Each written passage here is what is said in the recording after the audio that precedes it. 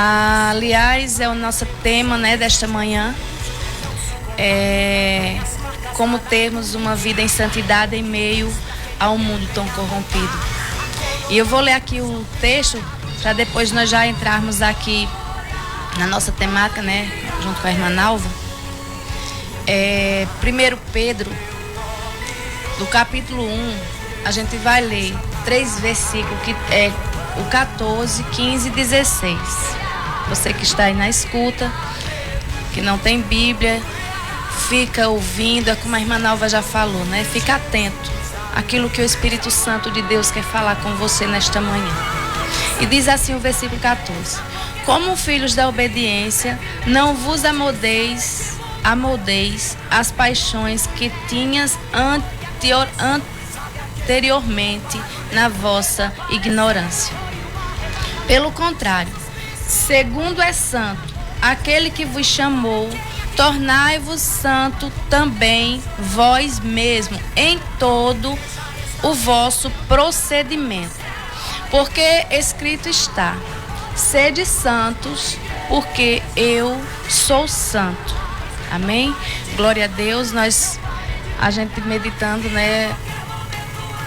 É bem complexo, porque no momento em que vivemos, nós temos visto a corrupção, né? Nós temos visto como está a situação. E cada dia mais é difícil a santificação. E também nós sabemos que isso não depende de nós, né? O próprio Deus é quem nos santifica. Nós temos que fazer o quê? Caminhar, né? Prosseguir em santidade. E nós temos visto, como o louvor disse, nós temos visto as coisas tendo um rumo diferente, distorção, né? Dos valores. Aquilo que é certo vira errado, aquilo que é errado vira certo. E nós só sabemos de uma coisa: o nosso Deus, ele é um só, ele não muda. Isso é conceitos humanos que mudam, que tornam as coisas certas sem serem. Mas o nosso Deus, ele é um só desde sempre e será por toda a eternidade. Ou seja, nós servimos ao Deus Santo. Santo, santo, santo.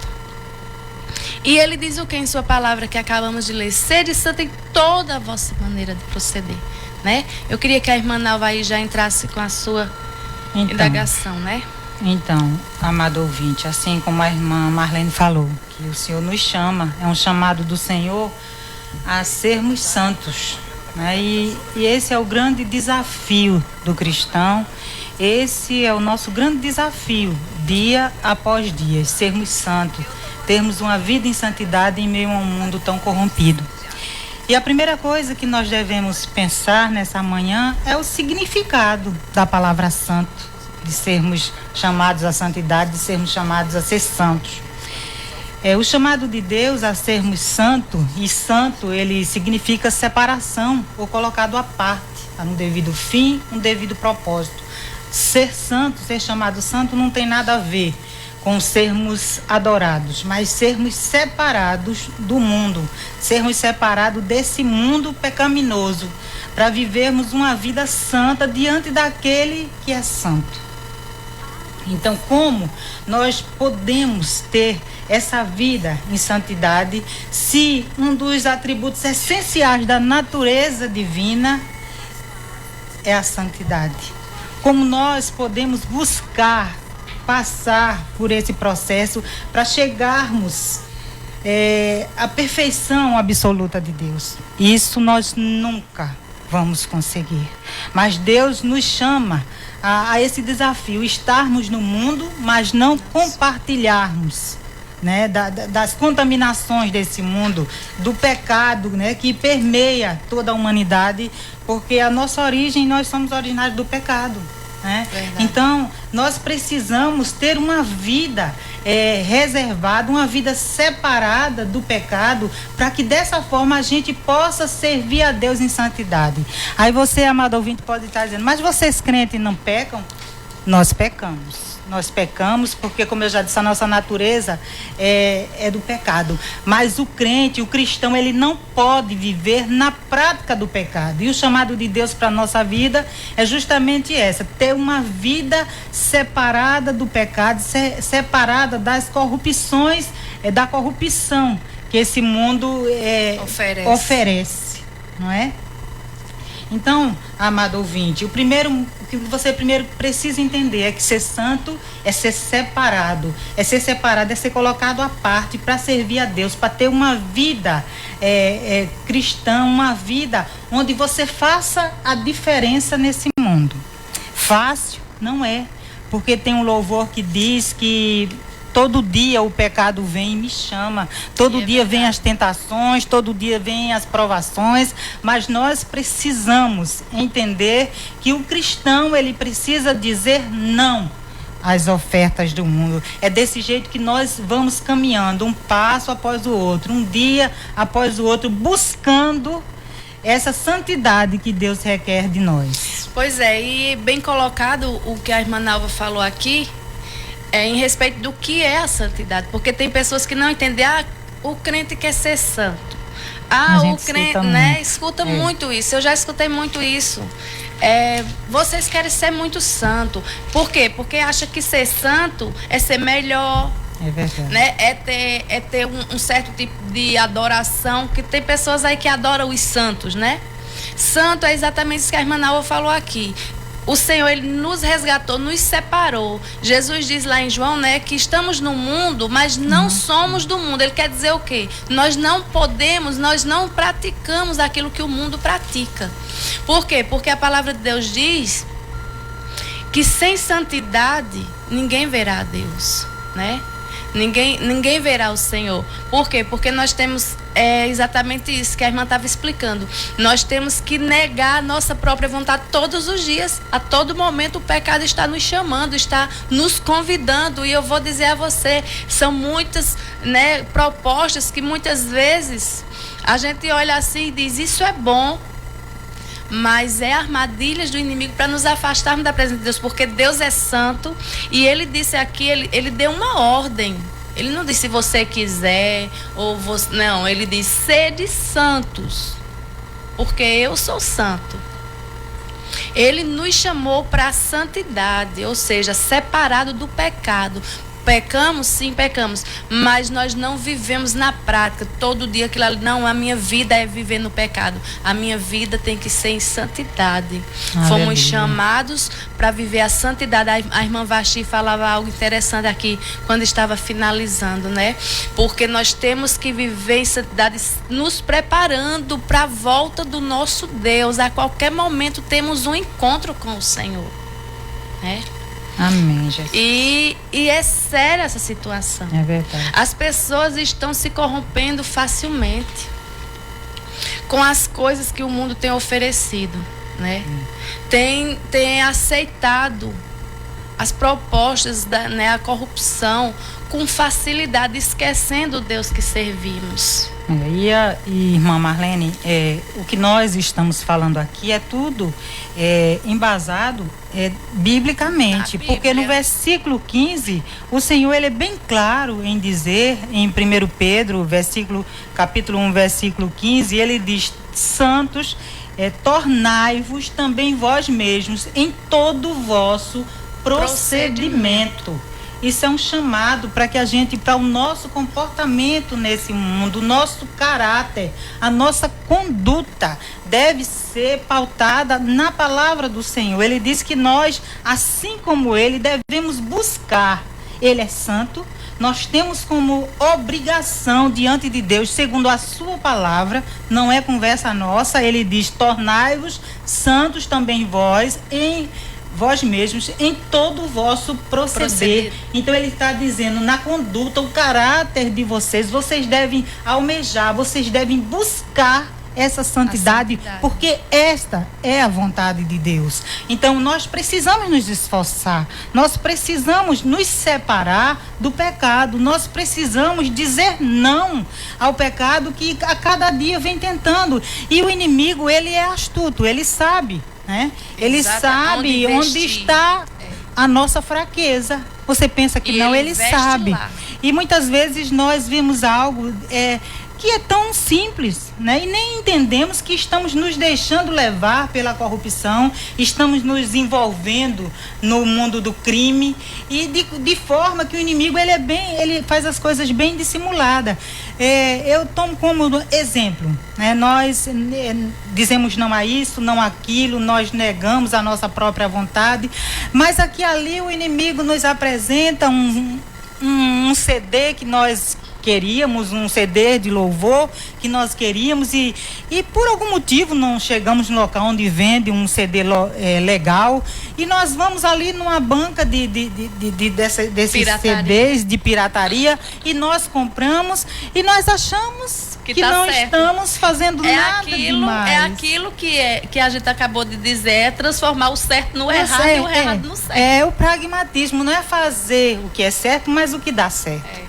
Né? Então nós achamos que não estamos fazendo nada demais. E o inimigo, ele se utiliza desse não tem nada demais para nos contaminar, para nos envolver nesse mundo pecaminoso, nesse mundo corrompido. Então eu só estou dando um exemplo, quando nós chegamos numa banca de vender um CD pirata e nós compramos, nós automaticamente estamos nos envolvendo, estamos compactuando, porque por trás daquela pessoa que está tão somente ali vendendo, a gente vê aquela pessoa que precisa viver daquela forma, nós não imaginamos o que há por trás daquilo. Existe toda uma ilegalidade, todo um crime, toda uma corrupção que envolve aí a pessoa todo o diz sistema. Assim, mas eu não sou criminoso. Por quê? Porque eu não assaltei ninguém. Porque acha que o crime é só aquilo visível, olha, aquilo que, né? É verdade. Mas a gente tem que vigiar. A gente acha, não, é como a gente costuma dizer, né? Antes do chamado do Senhor, disse, mas eu sou uma pessoa boa.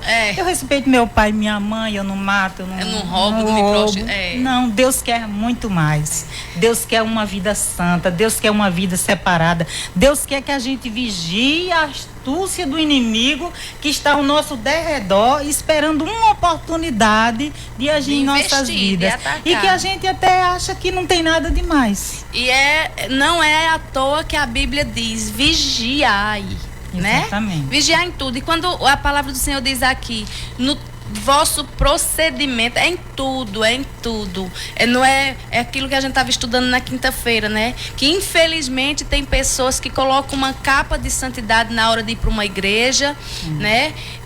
Colocam ali uma máscara, uma capa, e na igreja, aqui não, aqui o meu local aqui é de santidade, eu sou santo aqui. Aí quando eu saio daqui, tiro a minha capa e vou para o mundo lá, eu sou outra pessoa. Eu pratico aquilo que o mundo oferece, aquilo que o mundo quer que praticamos, né? Ou seja, isso não condiz com a santidade, com aquilo que o Senhor quer que sejamos. Nós somos aquilo na igreja e principalmente fora dela. A nossa prática tem que ser uma só. Temos que viver, né? A cada dia buscando a santificação para as nossas vidas, em todo procedimento, em todas as áreas, em tudo a gente tem que vigiar. Nós temos que vigiarmos a cada passo, né? No nosso falar, no nosso agir, até porque as pessoas em nosso derredor nos observam, né? E um dos exemplos que nós temos aqui na Bíblia é do jovem Daniel, no livro de Daniel, capítulo 1. É um jovem de boa educação e ele é levado ali até a Babilônia por ser um jovem culto de grande conhecimento. Ele é levado ali até a Babilônia para ensinar, né, para viver naquele lugar. E quando ele chega ali naquele lugar e seus 3 amigos, é oferecido a Daniel, capítulo 1 no livro de Daniel. Nós estamos só falando porque não dá tempo, né? Fazer a leitura. E quando Daniel chega ali naquele lugar, é oferecido a ele todas as iguarias do rei, tudo que há na mesa. A comida do próprio rei. Do rei, né? Um banquete. Porque quando a gente pensa em comida de rei, nós pensamos em banquete. Então é oferecido ali a Daniel um banquete, né? E Daniel chega ali E ele, por ser um jovem, né, entendido e educado, e ele sabia que devia andar no temor do Senhor, Daniel prontamente não se deixou iludir, não se encheu os olhos, não se deixou fantasiar por aquelas ofertas que o inimigo estava colocando ali diante dos olhos dele. E Daniel chega e ele diz: não, eu não vou me contaminar, eu não vou provar dessas iguarias, eu não vou desfrutar dessas ofertas da Babilônia. Então é dessa forma, amado ouvinte, que você, assim como esse jovem Daniel e seus 3 amigos, Cedraque, Mesaque e Abednego, porque esses são nomes que a Babilônia deu tentando mudar, né? Corromper, mudar a identidade desses 4 jovens, eles foram decisivos, tiveram atitudes diante de Deus de dizer não. E é dessa forma, amado ouvinte, que você também deve dizer não às ofertas do mundo, deve dizer não aos banquetes oferecidos para encher os nossos olhos e, com isso, nos afastar da presença de Deus. E quando nós dizemos não às ofertas, aqui como Daniel disse, as propostas, os banquetes, aquilo que nos enche os olhos, Deus, assim como foi na vida de Daniel, porque Deus fez com que aquele chefe dos eunucos desse ouvidos ao pedido de Daniel, e assim como Daniel disse: eu não quero me servir desse banquete, eu não quero aceitar as ofertas da Babilônia, o banquete do rei, mas eu quero viver, né, ter uma vida em santidade na presença do meu Deus. Então você pode, porque o Senhor disse: eu vos envio ao mundo, e nós estamos aqui nesse mundo, mas não para desfrutarmos das ofertas babilônicas. Nós estamos aqui no mundo separados para servir a Deus e dizer não. E sermos luz. E sermos luz. E dizer não às ofertas do rei Nabucodonosor. Daniel disse não. E a partir do momento que nós dizemos não às ofertas do mundo, dizemos não ao pecado, dizemos não a não nos contaminarmos com as coisas desse mundo, o Senhor, assim como ele foi com Daniel, ele é conosco. Ele despertou aquele chefe ali dos eunucos, para que fizesse conforme a vontade de Daniel. E é maravilhoso, né, irmã? Não está na nossa... nós temos que ter, né, a determinação. Mas quando nós nos determinamos, dizemos eu não quero, Deus automaticamente levanta pessoas. Exatamente. E o próprio Jesus disse o quê? Resistir ao inimigo, né? Resistir ao diabo, ele fugirá. Quer dizer, quanto mais o diabo oferece, mais você resiste e diz não, aí ele foge, ele não vai ter força de persistir, porque Deus te reveste. Mas a cada momento que você cai, vai recebendo ali as ofertas, vai ficando cada vez mais difícil. E o mais difícil, quer dizer, o mais bonito nessa passagem de Daniel e seus 3 amigos é que mudaram os nomes dele, mas não mudaram o caráter. Exatamente. Mudaram, tentaram corrompê-los de todas as formas, mudaram até os nomes. Exato. Mas eles permaneceram fiéis, porque eles escolheram: eu sou do Senhor, pertenço ao Senhor, então eu não vou me corromper. O caráter deles permaneceu santo, permaneceu o mesmo. Glória Exatamente. A Deus por isso. É, né? A conduta, né? O procedimento. Com José também ali em Gênesis 39. Tem muito. Nós precisaríamos de um jovem que foi vendido para o Egito ali. E quando ele chega ali na casa do comandante da guarda, na casa de Potifar, ele se depara com aquela mulher tentando seduzi-lo. Um jovem, 17 anos. Exatamente. E ela tenta seduzi-lo, e ele, mais uma vez, mostra a sua boa conduta, o seu bom procedimento diante de um mundo corrompido. E aquela mulher tenta seduzir José, e ele disse: jamais eu vou fazer algo contra o meu Deus e ele também honrou o Senhor dele da casa, né? O dono. Contra o meu Deus e contra o rei. Então é a conduta, é o procedimento, é a moral. É dessa forma que nós precisamos caminhar nesse mundo corrupto.